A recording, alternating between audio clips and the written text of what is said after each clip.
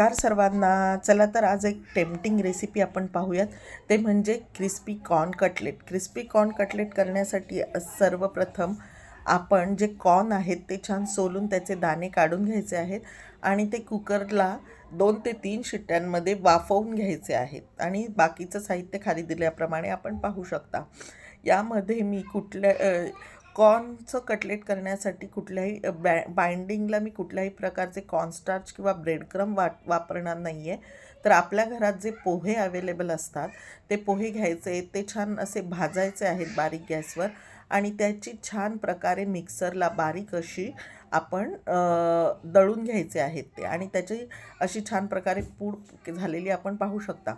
त्याच्यानंतर हीच आपण बाइंडिंगला आणि त्याच्या याला वापरणार आहोत. यानंतर जे कॉर्न उकडलेले आहेत ते कॉर्न आपण मिक्सरला जाडेभरडे वाटून घ्यायचे आहेत. छान बारीक अशी पेस्ट करायची नाही आहे त्याची, तर जाडेभरडे वाटून घ्यायचे आहेत. त्यानंतर त्यामध्ये 2 ते 3 उकडलेले बटाटे छान स्मॅश करून घ्यायचे आहेत. कांदा बारीक चिरून आपल्याला हवा तेवढा आपण ॲड करू शकतो आणि यामध्ये मी गाजर घेतलेलं आहे किसून. गाजर हे उकडून नाही घेतलेलं आहे, तर ते किसून घेतलेलं आहे आणि यामध्ये मी हिरवी मिरची, कोथिंबीर, आलं लसणाची आणि जिऱ्याची पेस्ट करून ते 2 चमचे घेतलेले आहेत.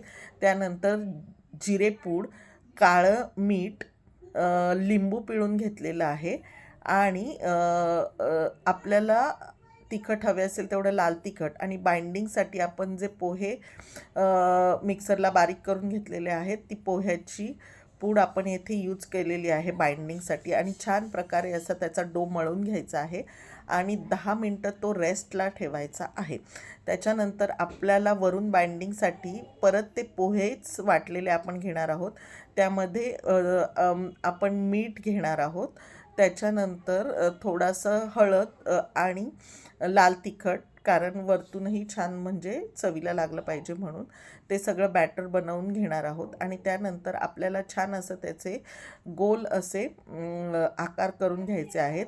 हाताला पाणी लावल्याने काय होतं, ते जे आपण जे केलेलं आहे तो डो तो जास्त हाताला चिकटत नाही आणि छान प्रकारे असे आपण गोल असे राऊंड शेपमध्ये त्याचं वेगवेगळ्या आकाराचेही आपण शेप देऊ शकता, पण मी येथे गोल शेप बनवून घेतलेले आहेत.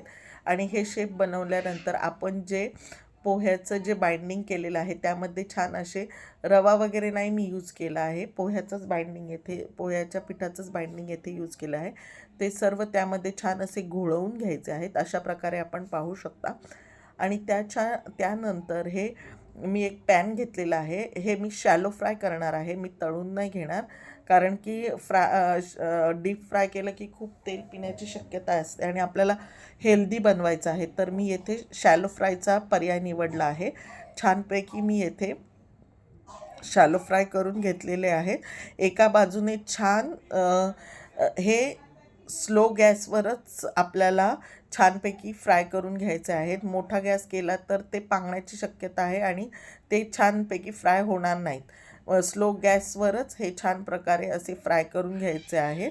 याला फ्राय करायला वेळ लागतो, 15 ते 20 मिनटाचा कालावधी स्लो गॅसवर लागतो. आपण अशा प्रकारे बघू शकता किती छान झालेले आहेत.